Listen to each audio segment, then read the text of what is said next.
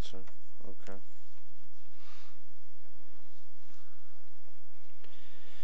If you have a cell phone or a pager, although almost nobody has a pager anymore, but if you have a cell phone, you turn it off or set it to stun, please. Stun, right, I know. Yes, sir. Baruch Dayan Hamet, we praise the Judge of Truth. We gather on this day, and at least for now, we're inside where it's nice and warm. Reminds you of a spring training Indians game in Goodyear, Arizona, where it'll be nice and warm.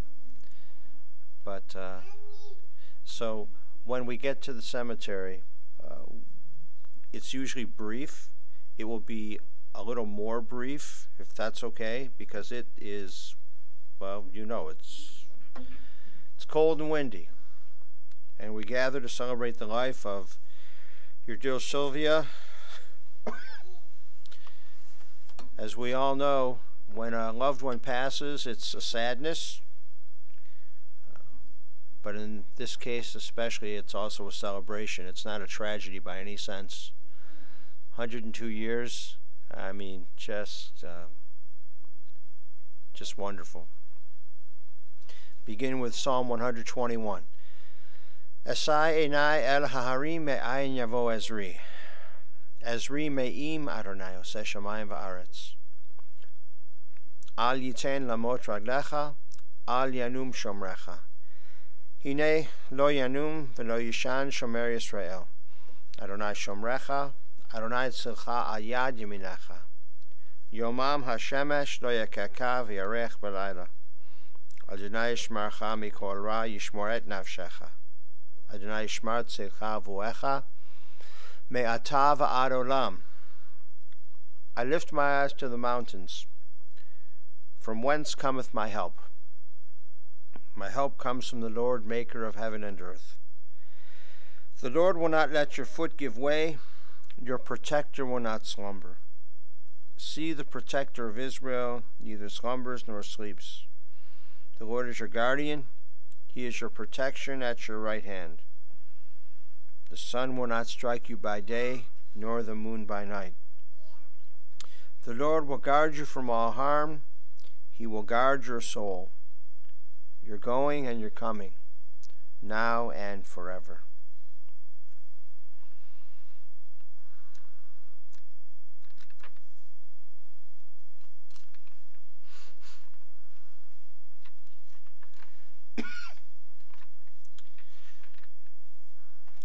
Death has taken your beloved Sylvia Shoham. Her Hebrew name, Surah Bas Lazer. Surah is Yiddish for Sarah. Sarah means princess. And in many ways she was. She was a princess. Probably at times she was a queen, ruled the family. That's not a bad thing. So death has taken your beloved Sylvia. Friends grieve in their darkened world. In their silence there is lamentation. In their tears there is loneliness. Lost in their sorrow may they find the presence of loving friends. Hear them, O God, and be with them. For Sylvia's love that united so many people in life and which death cannot sever. For her companionship that was shared along life's path and which continues through the tenderness of memory. For the gifts of her heart and mind which brought happiness and joy, and now are a precious remembrance.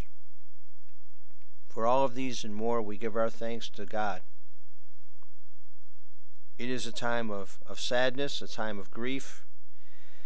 And so once again, we listen to the voice of our sacred scriptures from Sefer Tehillim, the book of Psalms. It brings us the ever-new message of God's nearness. It tells us of our kinship with the Creator, in light as in darkness, in joy as in sorrow, in life as in death. Together in the English, let us recite the 23rd Psalm. The Lord is my shepherd, I shall not want. He maketh me to lie down in green pastures. He leadeth me beside the still waters. He restoreth my soul. He guideth me in straight paths for his name's sake. Yea, though I walk through the valley of the shadow of death, I will fear no evil, for thou art with me. Thy rod and thy staff, they comfort me. Thou preparest a table before me in the presence of mine enemies. Thou hast anointed my head with oil, my cup runneth over. Surely goodness and mercy shall follow me all the days of my life, and I shall dwell in the house of the Lord forever.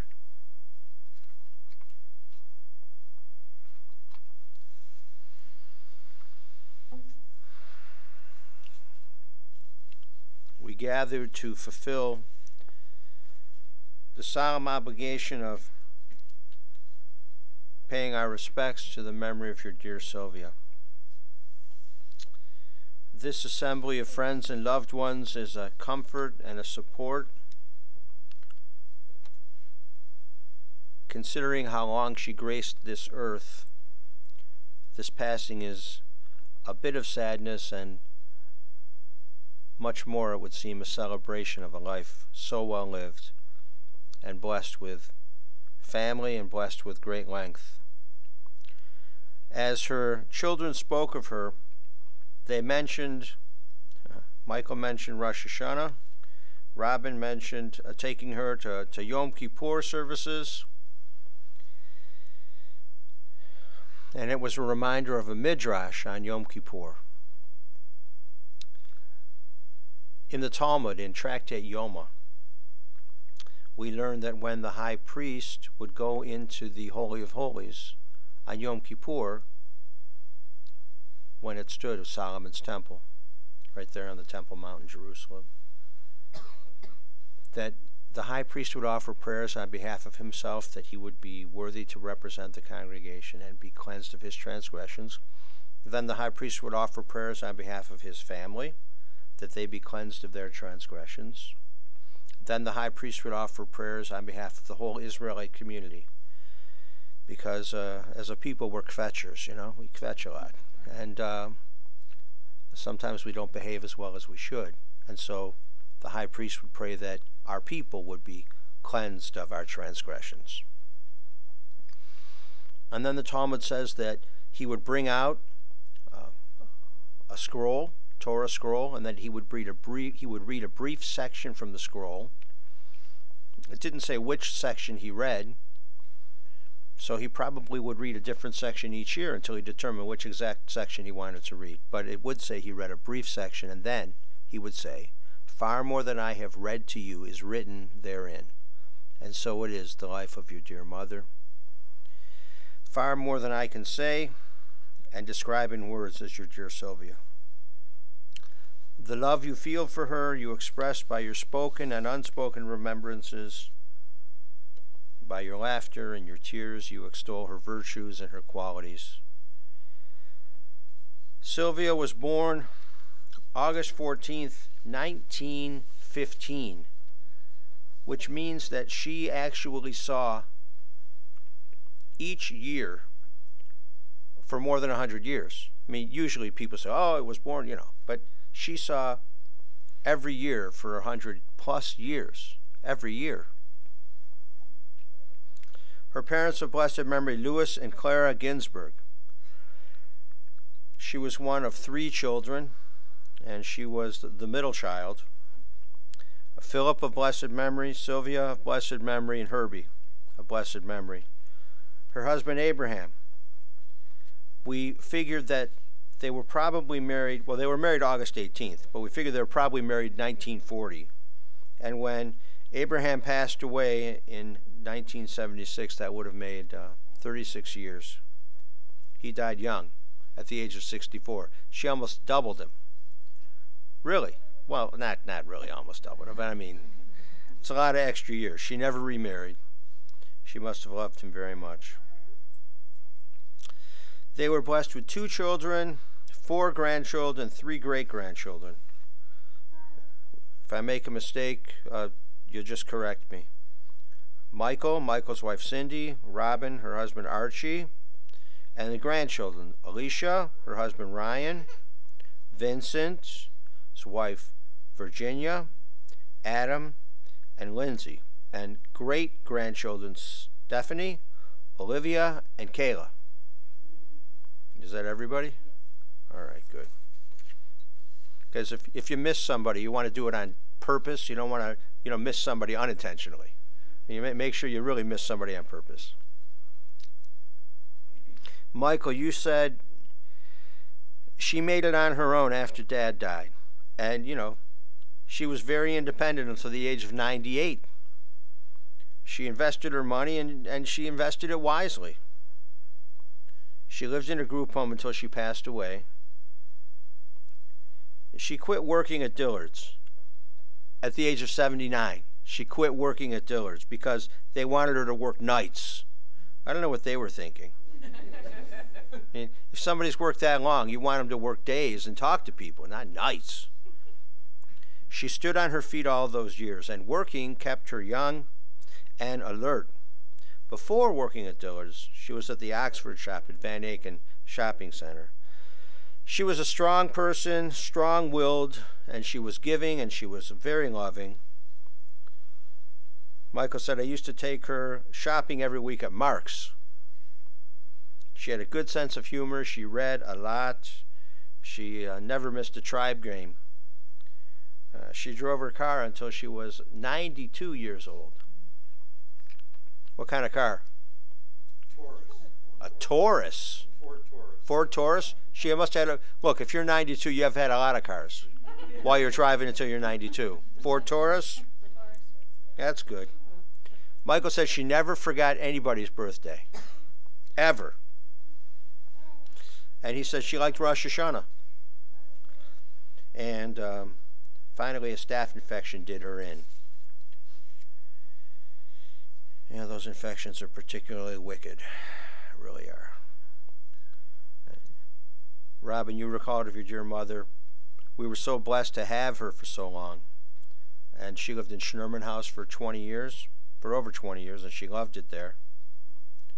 And we brought her out to Arizona 4.5 years ago, and we took her everywhere. She went to Indians games, hockey games, Lindsay's graduation from University of Arizona. We took her to Vegas, to California.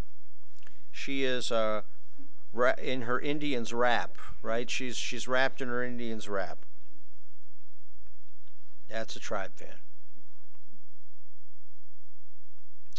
She lived life to the fullest and loved life. She didn't concern herself with dying until the end. She didn't concern herself with dying. She never thought she was going to die. We called her the Energizer Bunny. Robin said, all of my friends in Phoenix adored her. They loved it because she loved to see pictures of my friends' kids and family. She was a good sport. She got mad at me a couple of times in my whole life. I didn't ask for details. And you said, not only did I love her, I respected her. I took her to Yom Kippur services a couple of times in Phoenix. She loved her grandkids. You know, as your brother said, she had a wonderful sense of humor. We would go out to lunch on Saturdays, and then I would wash her hair and blow it dry. She was very concerned with her appearance. And she played an adult card game, and I wasn't sure what you meant by that. Until you said it was Cards of Humanity game. I still didn't know what you meant by that, but you said we had fun doing that.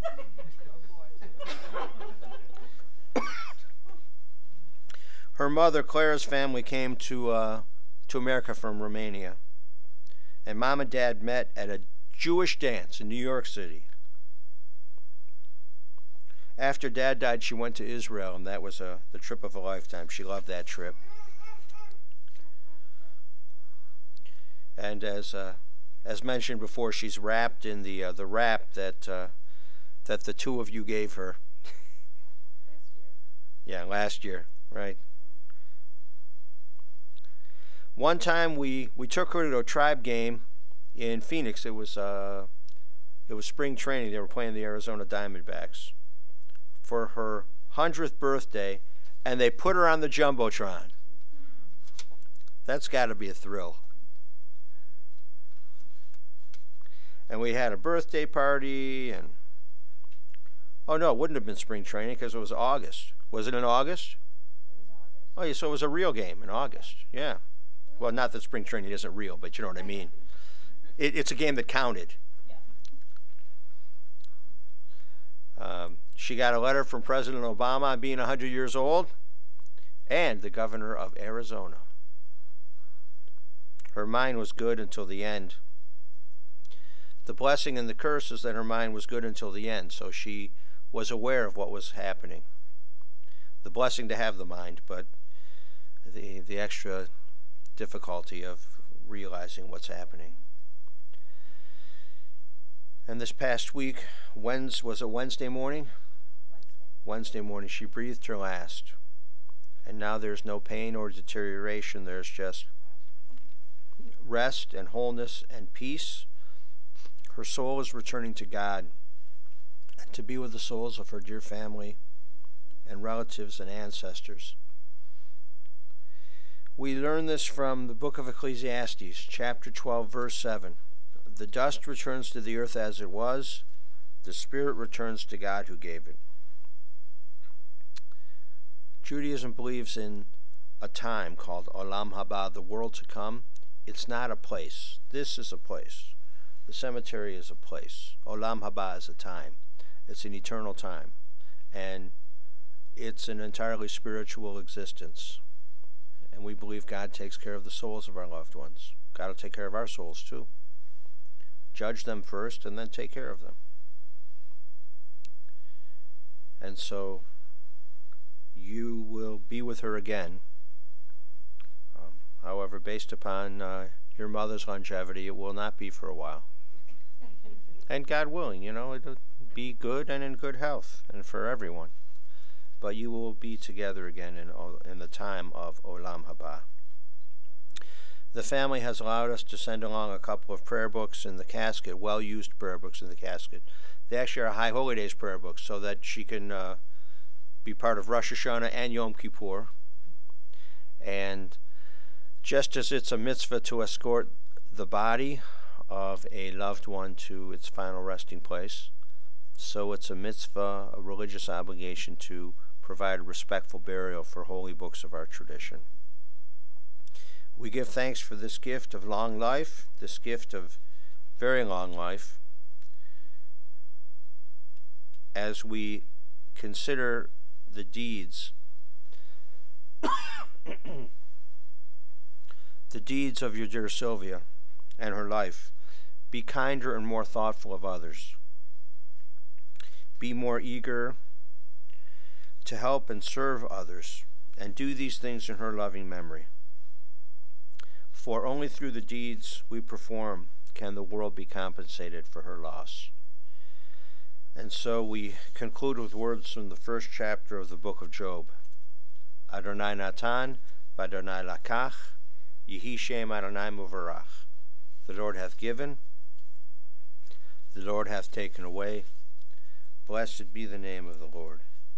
And let us say, Amen. Ose shalom bimromav, hu ya'aseh shalom aleinu, ve'al kol Yisrael, ve'imru yimru amen. Ya'aseh shalom, ya'aseh shalom, Shalom aleinu ve'al kol Yisrael, Ya'aseh shalom, Ya'aseh shalom, Shalom aleinu ve'al kol Yisrael. God who causes peace to reign in the high heavens, God cause peace to rain down upon us, upon all Israel, and upon the soul of our dearly departed Surah, our dearly departed Sylvia Shoham. And let us say, Amen. Please rise for El Malei Rachamim.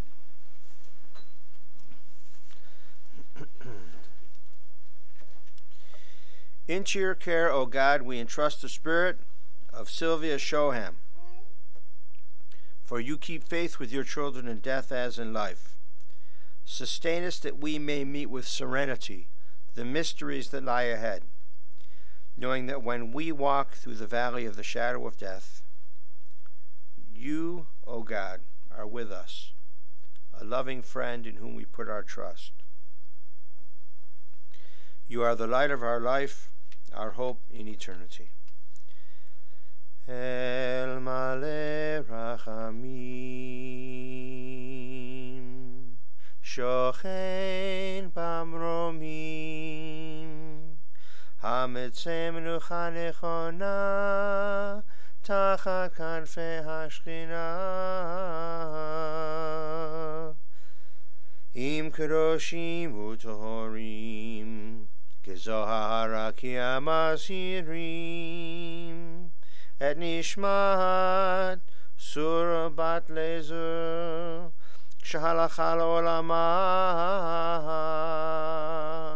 ba'al harachamim yastireha b'seter kenafav le'olamim v'yitzro b'tzro ha'chaim et nishmata Adonai hu nachanata v'tanuach b'shalom al mishkava v'nomar Amen. Compassionate God, eternal Spirit of the universe, grant perfect rest in your sheltering presence to our dear Surah Bat Lezer, Sylvia Shoham. O God of mercy, let her find refuge in the shadow of your wings, and let her soul be bound up in the bond of everlasting life.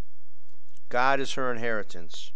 May she rest in peace, and let us say, Amen. Please be seated for a moment. In a moment, the funeral director will come in and give us instructions. We'll call for pallbearers, and then we'll go in procession to Mount Olive Cemetery. The family has asked that should you wish to make a donation in Sylvia's loving memory, that you make that donation to the Jewish War Veterans Post 44. If you will make donations to more than one place, at least please consider Jewish War Veterans Post 44 among the places that you will donate.